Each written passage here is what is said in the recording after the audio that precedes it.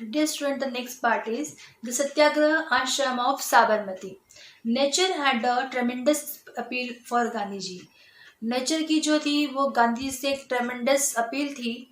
He wanted to set up his ashram at some lovely place. Gandhi ji जो है वो एक बहुत प्यारे प्लेस पे अपना आश्रम जो है वो सेट करना चाहते थे. अहमदाबाद ही situated on the bank of the river Sabarmati. और अहमदाबाद जो है वो साबरमती नदी के पास था. On May 15, 1915, Gandhi set up his ashram on the bank of his river. और फिर गांधी जी ने उस रिवर के पास अपना आश्रम सेटअप किया 15 मई 1915 में.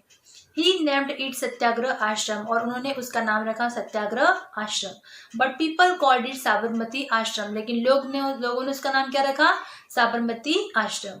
The inmates of the ashram lived a life of celibacy, truth, non-violence, asatya, non-stealing, and aparigraha, non-possession. अब वहाँ के जो लोग थे जो उस आश्रम में रहते थे उन्होंने कैसी लाइफ जी? बिल्कुल एकदम सिंपल लाइफ. और वो उन्होंने सत्य बोलते थे, वो नॉन वायलेंस अहिंसा का मार्ग अपनाया. असत्य मतलब नॉन स्टीलिंग, चोरी नहीं करना. एंड अपरिग्रह मतलब नॉन पोजीशन, मतलब उनको ऐसा था कि कोई प्रॉपर्टी हमें नहीं चाहिए. They also use only things made in India. और वो सारी चीज़ें वही यूज़ करते थे जो कि इंडिया में बनी हुई थी. The people who had come with Gandhi ji from South Africa were the first to settle in the ashram.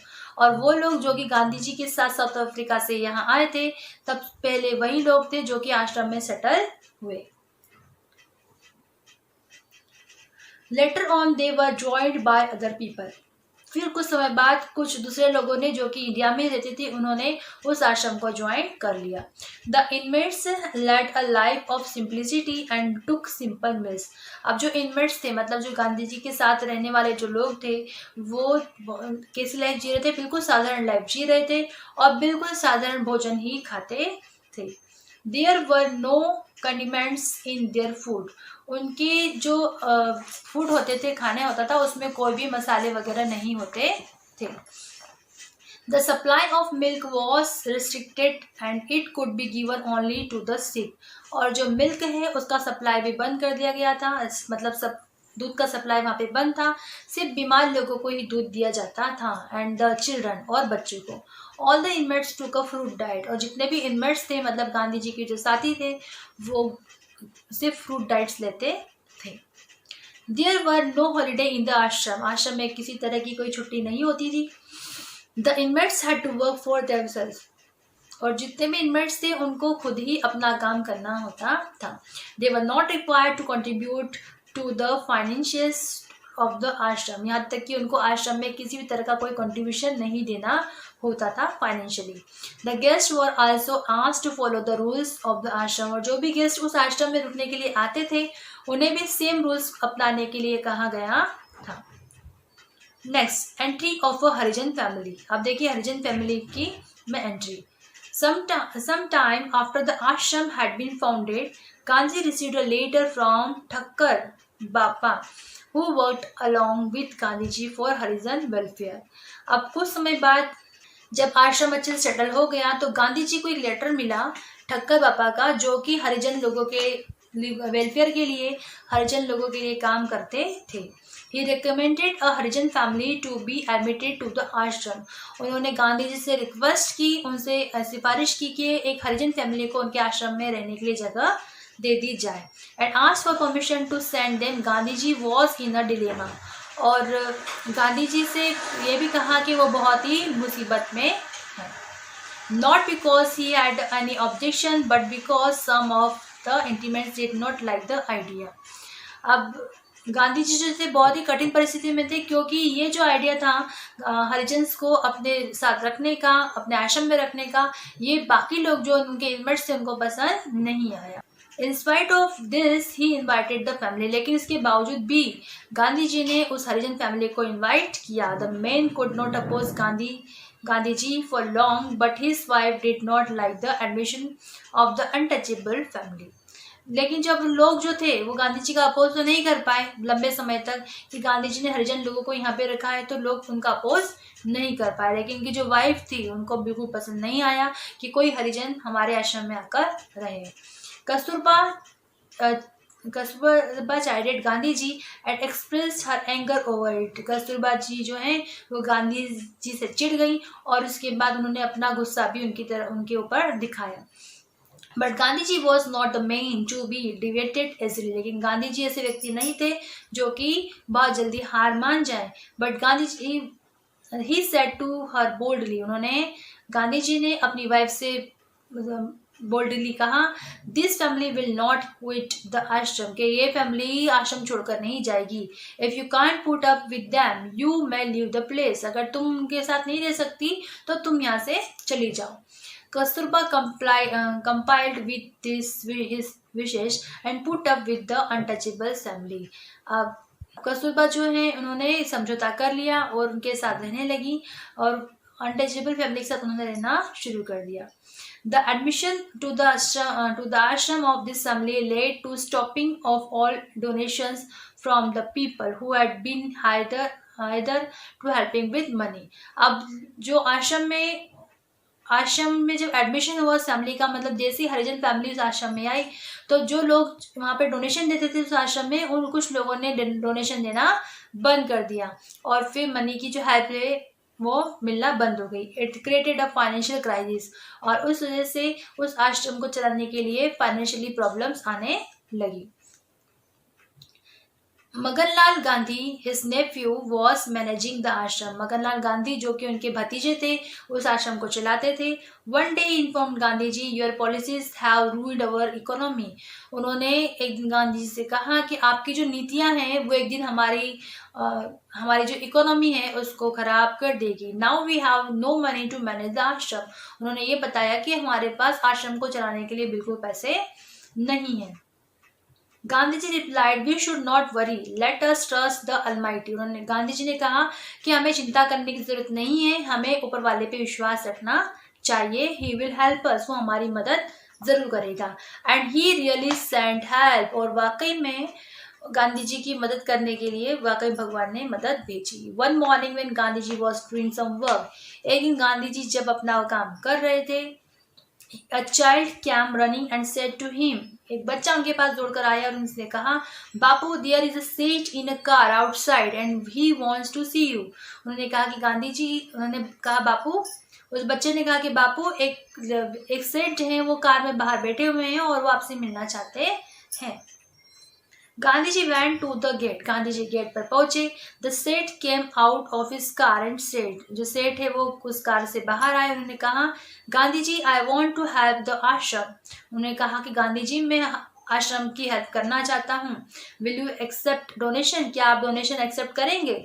Certainly said Gandhi ji, Gandhi ji ने कहा हाँ क्यों नहीं। There is no question to rejecting it, अरे इसको रिजेक्ट करने का तो कोई सवाल ही नहीं उठता। Then I shall come tomorrow at this time, फिर उस व्यक्ति ने कहा कि ठीक है मैं इसी समय कल यहाँ पर आऊँगा।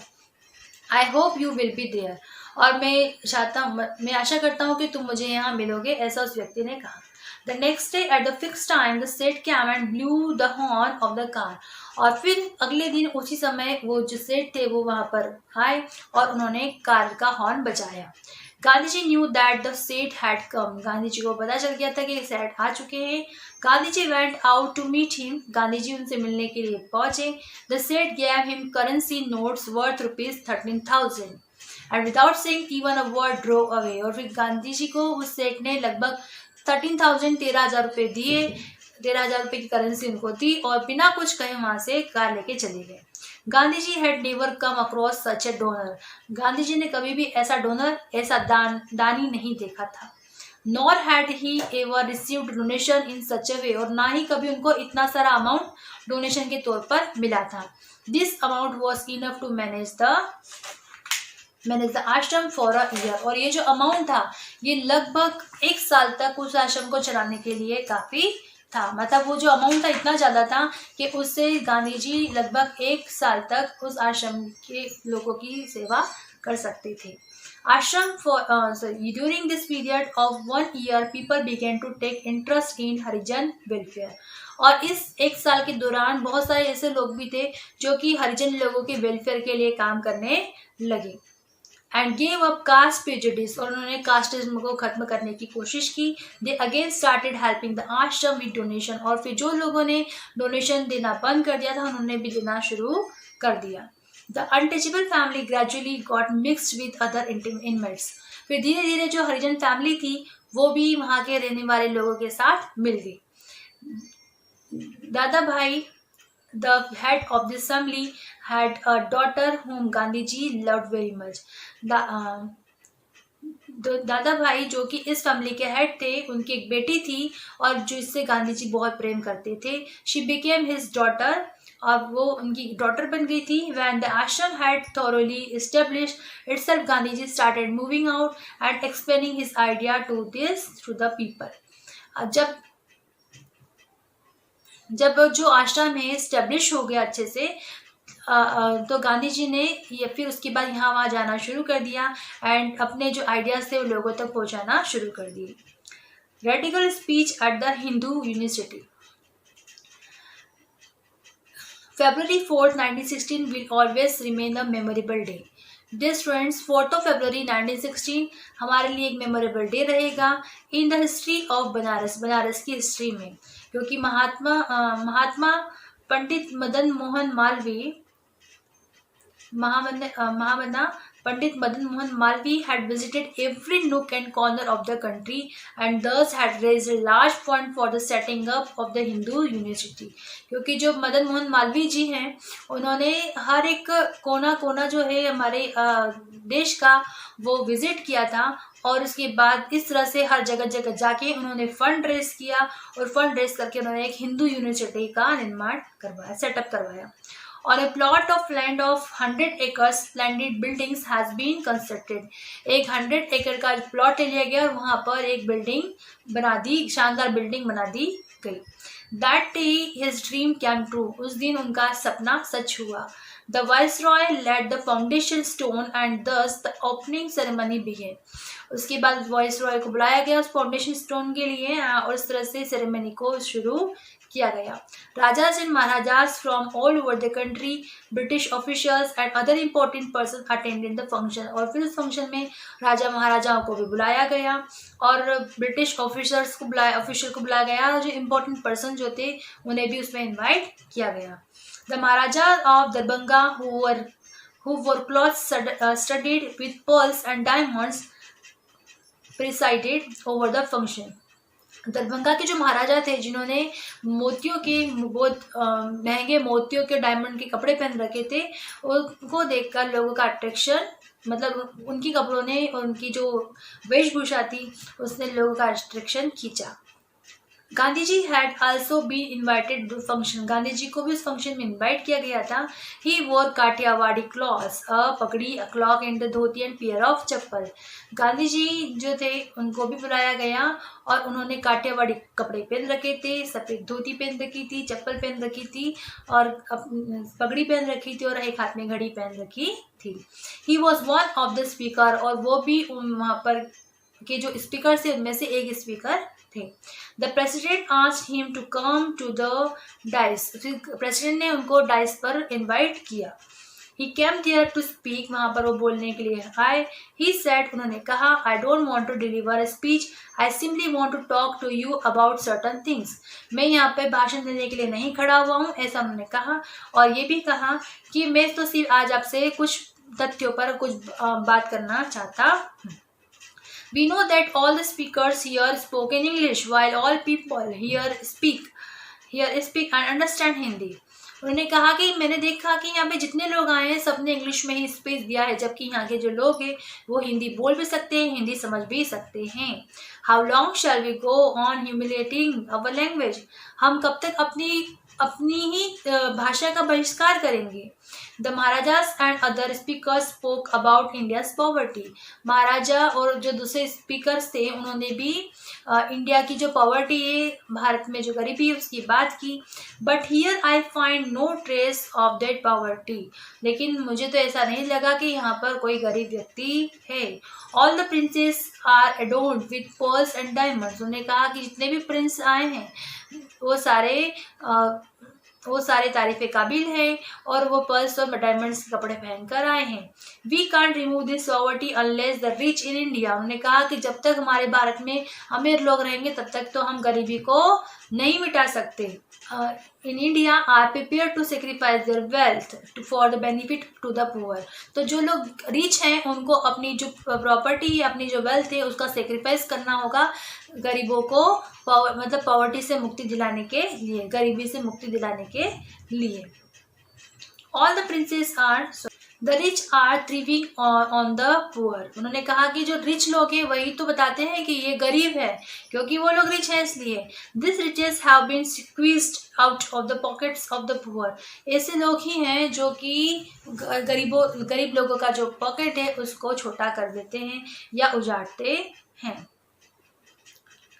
They have erected palaces. इनके पास कैसे पैलेस है? Erected palaces हैं. I honor revolutionaries, but at the same time had their violent ways. उन्होंने कहा कि मैं ऐसे क्रांतिकारियों की ऑनर सम्मान करता हूँ, और लेकिन सेम टाइम पर मैं ऐसे लोगों का बहिष्कार मतलब क्या करता हूँ, उनसे नफरत भी करता हूँ। I have been to the Vishwanath temple. मैं विश्वनाथ टेम्पल गया था। And the insanitation around it has pained me. और वहाँ की जो गंदगी है उससे मैं बहुत ज़्यादा दुखी हुआ।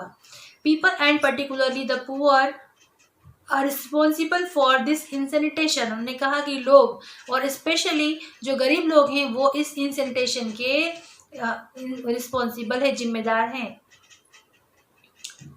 I have found them dirtying railway carriages. और मैंने देखा है कि वो रेलवे कैरेजेस को भी गंदा करते हैं। All this insanitation is due to their ignorance. और ये इंसैनिटेशन क्यों होता है? हमारी इग्नोरेंस के कारण ही। Can we remove this ignorance? क्या हम इस इग्नोरेंस को हटा नहीं सकते? Can we teach them the rules of sanitation? क्या हम उन्हें सैनिटेशन के रूल्स नहीं सिखा सकते कि किस तरह से गंदगी हटानी है और स्वच्छता और साफ सफाई फैलानी है? When he started criticizing the British government, the people faithful to the British crown shouted. अब जैसे ही उन्होंने ब्रिटिश गवर्नमेंट के बारे में कुछ गलत कहना शुरू किया, ब्रिटिश गवर्नमेंट की आलोचना करना शुरू की, तो वहाँ जो लोग रह रहे थे जो कि ब्रिटिश के फेथफुल थे, ऐसे लोग जो ब्रिटिश लोगों के वफादार थे, उन्होंने चिल्लाने लगे वो जोर से और कहा सिट डाउन। और उन्होंने जोर से गांधी जी को कहा बैठने के लिए। But there were counter shout from the young and the students. लेकिन वो वहाँ पर काउंटर शाउट था किसके द्वारा? यंग और स्टूडेंट्स के द्वारा। स्पीक क्या था? मतलब बोलो। वहाँ के जो यूथ और स्टूडेंट्स जो थे वो चाहते थे कि गांधी जी उस बारे में जरूर बोले, और इसलिए वो चिल्लाने लगे कि नहीं आप तो बोलो। There was some disorder in the meeting. अब मीटिंग में थोड़ा डिसऑर्डर हो गया। People started leaving the place. कुछ लोग उस जगह को छोड़ के जाने लगे। Even the president and the Maharaja of Darbhanga fled away. यहाँ तक कि जो प्रेसिडेंट था और दरभंगा के जो महाराज थे वो वहां से भाग गए। This brought out a humorous remark from Gandhi ji. और गांधी जी के लिए एक बहुत बड़ा रिमार्क था।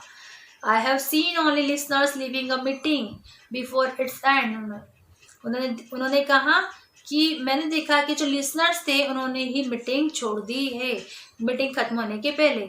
I have never seen a president doing this. और मैंने कभी नहीं देखा कि कोई प्रेसिडेंट मीटिंग छोड़कर भागता है। His attack on the luxurious life of the maharajas, his bitter criticism of the English administration and his true picture of the condition of under which the Indian lived created a sensation. सबसे ज़्यादा लोग किस बात को लेकर प्रभावित हुए कि मतलब जो उन्होंने बातें कही थी वो लोगों को परेशान कर गई। सबसे पहला तो ये कि जो महाराजा थे उनकी लग्जरियस लाइफ, महाराजा की लग्जरियस लाइफ, इवन जो बिटर क्रिटिसिज्म था, मतलब कि जो उन्होंने एक कड़वी आलोचना की थी ब्रिटिश इंग्लिश एडमिनिस्ट्रेशन की, और जो एक सच्चा जो चित्र था, एक ट्रू पिक्चर, जो इंडियन लोगों की जो कंडीशन जो उन्होंने बताई थी और किस तरह से वो लोग वहाँ पे रह रहे हैं, इस तरह से वो लोग सेंसेशन में आ गए। The collector asked Gandhi ji to leave Banaras immediately. Collector ने गांधी जी को बनारस छोड़ने के लिए कहा immediately. Malaviya ji tried to get the order cancelled, लेकिन मालवीय जी ने उस ऑर्डर को कैंसिल करवाया। But Gandhi ji had already made plans to leave Banaras, लेकिन गांधी जी उसके पहले से ही बनारस छोड़ने का प्लान बना चुके थे ऑन हिज ऑन अकॉर्ड, अपने खुद से। So the next day he left the city, और इसलिए उन्होंने अगले दिन उस सिटी को, उस बनारस को छोड़ दिया। This was his first speech which stayed the whole country, ये उनका पहला स्पीच था जिससे कि पूरी कंट्री हिल गई थी। In a straight forward way and simple but clear words he had only express his grief at the condition that prevailed in the country then. उनकी जो स्ट्रेट फॉरवर्ड बात करने की जो कला थी, और उनकी जो सिंपल, मतलब वो एक साधारण तौर से और साफ साफ शब्दों में अपनी बात को कह देते थे, और किस तरह से उनको इंडियन लोगों की जो कंडीशन, उस पर जो दया आई थी, उन पर जो दुख था, शोक था, वो जो बातें उन्होंने कही, उससे ये सारी बातें लोगों को प्रभावित कर गई। Without caring for anybody's pleasure or displeasure, he had fearlessly put his viewpoint before the audience. उन्होंने बिना किसी की केयर किए कि किसको अच्छा लगेगा या बुरा लगेगा, ये सब बिना सोच समझे अपने पॉइंट्स को ऑडियंस के सामने रख दिया। This was a distinguishing feature of his character, और इस कैरेक्टर से पता चलता है कि गांधी जी किस तरह के व्यक्ति थे। When people heard that Gandhi was always prepared to help the poor, जब लोगों को पता चला कि गांधी जी हमेशा गरीब लोगों की मदद के लिए तैयार रहते हैं, and the oppressed they started coming to meet him, और इसलिए वो गांधी जी से मिलने के लिए हमेशा तैयार रहने लगे। From all corners of the country, और फिर गांधी जी से मिलने के लिए हर एक देश के हर एक कोने से लोग उनसे मिलने के लिए आने लगे। They would narrate their tales of woe and seek his help, और वहाँ के जो लोग थे दूर दूर से जो आते थे, वो अपनी प्रॉब्लम्स गांधी जी को बताते थे और उनसे मदद मांगते थे। Thank you.